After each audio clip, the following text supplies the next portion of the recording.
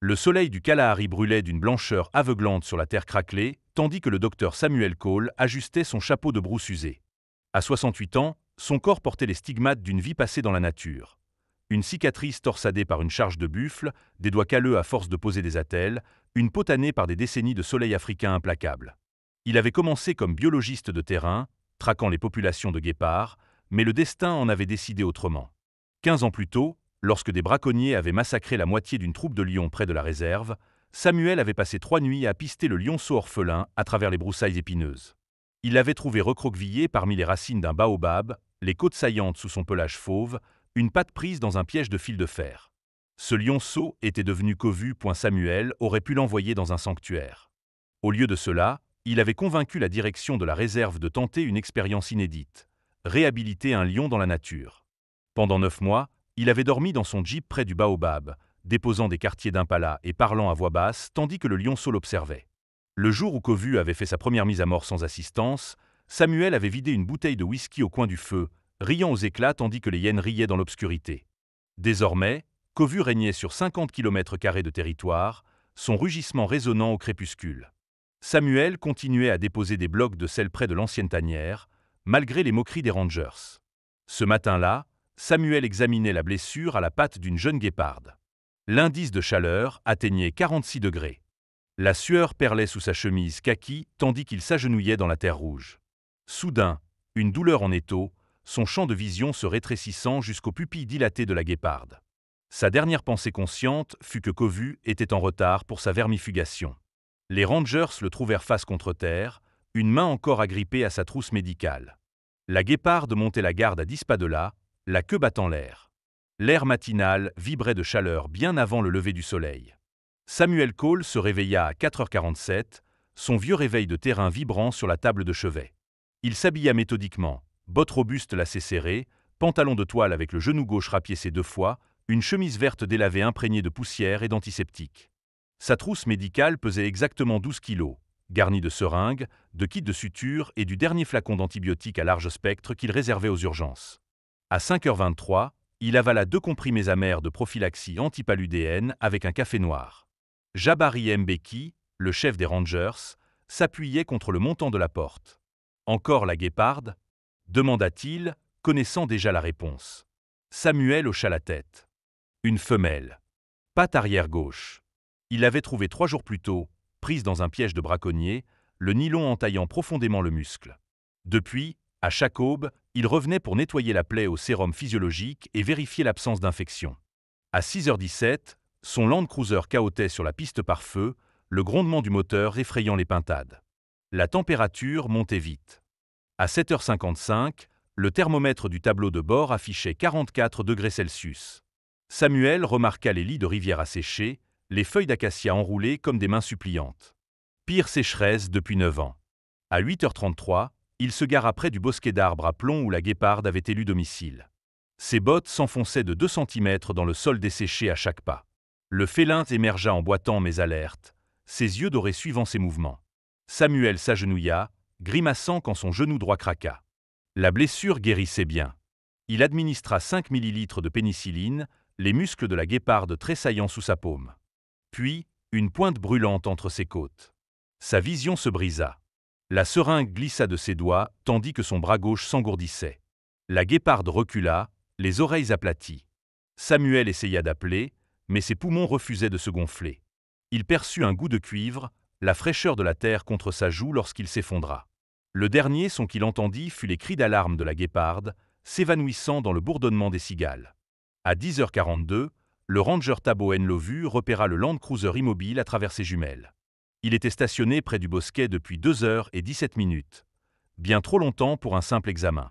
Il appela Jabari par radio, sa voix crépitant dans l'air déformé par la chaleur. Le véhicule de Sam n'a pas bougé. Moteur éteint. La réponse de Jabari fut brève. J'arrive. Les pneus de Thabo soulevaient la poussière tandis qu'il fonçait sur la piste. À 10h58, il découvrit la scène. La portière du conducteur entr'ouverte, la trousse médicale de Samuel renversée près de la roue avant. Une seringue gisait dans la terre, son aiguille obstruée par de la terre rouge. La guéparde avait disparu. Il trouva Samuel à 6 mètres du véhicule, face contre terre, le bras gauche replié sous sa poitrine. Tabot le retourna d'une main qui tremblait malgré 15 ans d'expérience en traumatologie. Les lèvres de Samuel étaient teintées de bleu. Sa chemise collait à son torse, trempée d'une sueur depuis longtemps refroidie. Tabot pressa 2 doigts contre sa carotide. Rien point à 11h23, le médecin de la réserve confirma ce que tous savaient déjà. Arrêt cardiaque. Absence de pouls depuis environ 90 minutes. Ils chargèrent le corps de Samuel dans le jeep, ses membres déjà raidis par les premiers signes de rigidité cadavérique. La guéparde observait depuis un termitière à 50 mètres, sa queue dessinant des arcs saccadés. De retour au camp de base, Jabari passa 2 coups de fil. Un à l'hôpital régional, un à la sœur éloignée de Samuel. Au capitaine, les formalités administratives prirent 46 minutes. Cause du décès, infarctus aigu du myocarde. Heure estimée, environ 9h45. À 14h, Kovu atteignit le bosquet d'arbres à plomb. Le lion flaira d'abord les empreintes de bottes de Samuel, puis les marques de pneus. Sa langue racla la terre là où la sueur de Samuel avait goûté. Un grondement surmonta dans sa poitrine lorsqu'il perçut l'odeur d'étrangers, de sacs mortuaires en plastique, d'une mort venue non de crocs ou de griffes, mais de l'intérieur. Kovu rejeta la tête en arrière et rugit. Le son parcourut 11 km à travers la réserve. Tous les rangers de service cet après-midi jurèrent plus tard l'avoir ressenti dans leurs côtes. Le lieu d'inhumation fut choisi là où Samuel avait aperçu Kovu pour la première fois, 15 ans plus tôt, une étendue plate de terre durcie près du squelette d'un acacia camelthorne foudroyé. À 8 heures précises, 6 rangers creusèrent la tombe par équipe, leur pelle heurtant des dépôts de calcrète à 32 cm de profondeur. Le soleil de juillet avait à peine franchi l'horizon que le thermomètre affichait déjà 38 degrés. Claire, la sœur de Samuel, arriva dans un véhicule de la réserve à 9h15. Elle portait une robe noire en lin, inadaptée à la brousse, l'ourlet déjà accroché par des épines lors de la courte marche depuis la route. Ses mains ne cessaient de se crisper sur la lanière de son sac, comme cherchant quelque chose à étreindre. Le cercueil était en pin brut, non traité pour respecter les lois environnementales.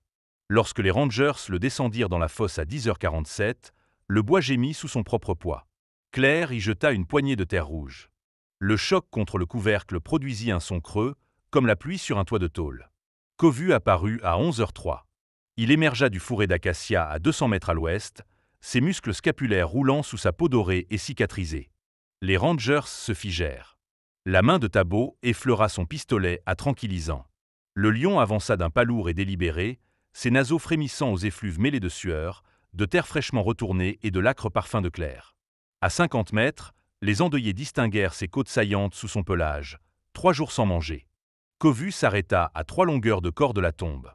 Ses yeux ambres se rivèrent sur le cercueil. Un son grave vibra dans sa poitrine, ni grondement ni ronronnement, mais quelque chose entre les deux. Les rangers divergèrent ensuite sur ce qui se produisit. Certains jurèrent qu'il avait flairé l'air en direction de Claire, d'autres soutinrent qu'il n'avait pas quitté le cercueil des yeux. Pendant 17 secondes, un silence absolu régna dans la clairière. Même les pic-béufs sur un gnou proche se turent. Puis Kovu se coucha. Il étira ses pattes antérieures massives vers la tombe, le menton posé au sol dans la position classique du sphinx. Sa queue tressaillit une fois avant de s'immobiliser. Le message était clair pour quiconque comprenait les félins. « Je ne pars pas ». Claire fit un demi-pas en avant. Le bras de Jabari jaillit pour la retenir. Le mouvement déclencha les réflexes de prédateur de Kovu. Ses oreilles s'aplatirent et le toupet noir de sa queue se mit à fouetter l'air. Un avertissement. Tabot dégaina le pistolet à tranquillisant. Le clic métallique de la sûreté désactivée parut assourdissant dans l'air sec. La fléchette atteignit le flanc gauche de Kovu à 11h06 et 12 secondes. La pointe barbelée injecta 7 ml de chlorhydrate d'étorphine, assez pour terrasser un éléphant, dans son système. Le lion ne s'effondra pas instantanément, mais poussa un rugissement qui fit trébucher Claire contre Jabari. La première ruée de Kovu couvrit 4 mètres en moins d'une seconde. Ses griffes arrachèrent des mottes de terre durcies alors qu'il dérapait à l'orée de la tombe. Les endeuillés s'éparpillèrent, leurs cris déchirant l'air sec. Tabot tira une seconde fléchette. Elle effleura l'épaule de Kovu avant de se ficher dans le couvercle du cercueil. Les sédatifs auraient dû agir en 90 secondes. À 11h07 Kovu tenait toujours debout. Ses pupilles s'étaient dilatées en poule noire, mais ses muscles tremblaient d'une tension contre nature. L'étorphine luttant contre une montée d'adrénaline que personne n'avait anticipée. Le cri aigu de Claire activa les réflexes de chasseur de Kovu. Elle pivota vers le son, ses canines de 8 cm découvertes. Jabari la poussa derrière le Land Cruiser au moment où le lion chargea. Le métal grinça lorsque la patte droite de Kovu arracha le rétroviseur côté passager d'un coup sec. À 11h08, la troisième fléchette de Thabo trouva sa cible entre les omoplates de Kovu. Le lion vacilla, ses pattes avant fléchissant un instant. Puis, incroyablement, il se ressaisit. Dans un ultime sursaut de force, Kovu bondit sur le cercueil. Le couvercle de pin se fendit en deux sous les 180 kilos de détermination féline. Pendant 3 secondes terrifiantes, Kovu se tint sur le bois éclaté, sa respiration sifflante et saccadée. Son museau effleura le linceul blanc recouvrant le visage de Samuel. Puis les drogues eurent raison de lui. Kovu s'effondra sur le côté dans la tombe à 11h09 et 17 secondes, son corps massif coincé entre le cercueil et la paroi de terre. Sa queue tressaillit une dernière fois avant de s'immobiliser. Puis le son de Claire en hyperventilation derrière le véhicule. Les mains de Thabo tremblant tandis qu'il recharguait. Jabari jurant doucement en Kossa en inspectant les dégâts, le rétroviseur pulvérisé, les profondes entailles de griffes sur la portière du cruiser, le cercueil désormais à moitié enseveli sous un lion sous sédatif. L'équipe d'extraction éuvra avec une urgence méthodique. À 11h23, ils glissèrent des sangles de remorquage sous le corps inerte de Kovu, les fibres de nylon vibrant tandis que Sea Rangers le tirait hors de la fosse. Sa patte avant gauche accrocha un instant l'arête brisée du cercueil, tendant le linceul avant de se libérer dans un déchirement feutré. Le visage de Samuel émergea dans la lumière. Ses joues creuses déjà marbrées de la pâleur cireuse de la mort, mais miraculeusement intactes malgré le chaos. Un fil du linceul adhéra à son front telle une bénédiction égarée. Claire étouffa un sanglot et se détourna. À 11h47, la dernière pelletée de terre du Kalahari tomba sur le couvercle réparé. Les Rangers avaient utilisé le treuil du Land Cruiser pour étayer provisoirement le bois fracturé. Kovu gisait 30 mètres plus loin sous l'ombre clairsemée de l'acacia Camelthorn, son torse puissant soulevé par une respiration ralentie.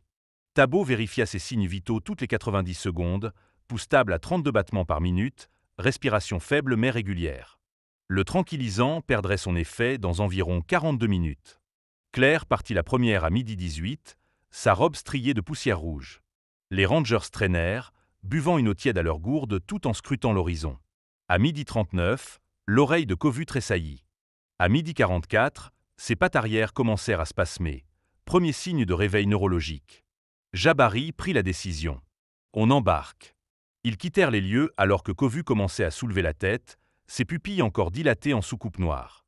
La dernière image que Thabo capta dans ses jumelles fut celle du lion se redressant péniblement à 12h57, secouant sa crinière comme un nageur chassant l'eau de ses oreilles. Cette nuit-là, la caméra à détection de mouvement sur la tombe de Samuel enregistra le retour de Kovu à 21h pile. Les images infrarouges le montrèrent tournant 7 fois autour de la terre fraîche avant de se coucher à la tête du tertre. Sa langue pendait légèrement, séquelle des sédatifs, mais son regard ne quitta jamais le sol remué. À l'aube, la caméra immortalisa l'instant où Kovu se leva enfin. Il posa une patte sur la tombe, ses griffes laissant 5 stries parallèles dans la terre. Puis il tourna les talons et disparut dans les herbes dorées, l'extrémité de sa queue traçant un lent arc contre le soleil levant. N'oubliez pas de vous abonner et de laisser un like. Cela compte beaucoup pour nous.